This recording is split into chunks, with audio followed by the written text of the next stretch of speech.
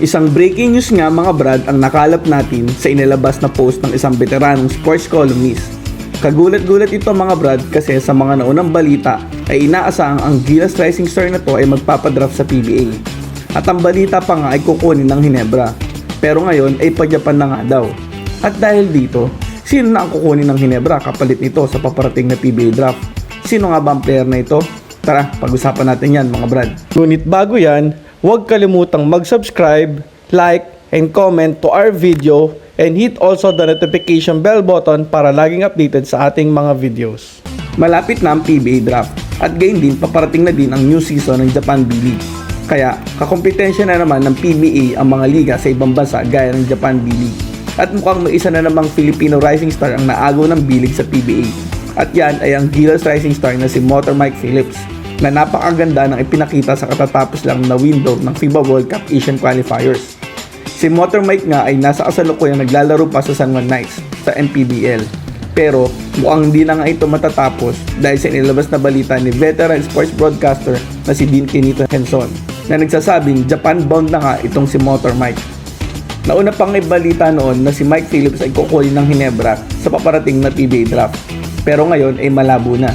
Nakamit na din kasi nito ang minimum requirement para makalaro bilang Asian import sa Japan B-League na makapaglaro ng at least one game sa FIBA game classified as local, parang nangyari kay QMB.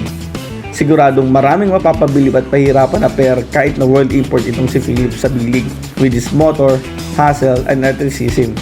Na kahit nga Australian player sa FIBA ay nakuha na nito ng double-digit rebounds, kaya swerte rin talaga ang B-League team na pakakuha kay Mike Phillips na sa ngayon ay hindi pa natin alam kung anong team.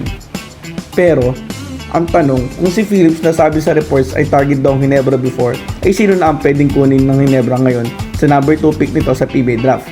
May mga nagko-comment sa post ni Kenito Henson na malamang ang next target ng Hinebra ay si Kamani Ladi, which should be one of the top 3 picks in the coming PBA draft. Obviously, with a 6'8" frame with agility and skills of a wingman. Actually, nung unang nakita ko dito mga brad, parang Danny Sigil agad ang nakita ko dito eh.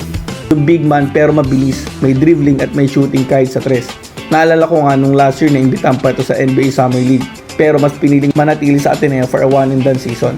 Kaya no-brainer kung available pa to sa second pick sa PBA draft, dapat kunin to ng Hinebra. Doon talagang lead ng Hinebra ngayon ay ang sentro to replace aging Japet Aguilar. Pero with the skill set ni Ladi, is a no-brainer mga brad. Sure din na magpapadraft to kasi hindi naman to classified as local. Walking mismatch to si Ladi sa 4 and even can play sa 3 position. Baka nga up to shooting guard kaya nito.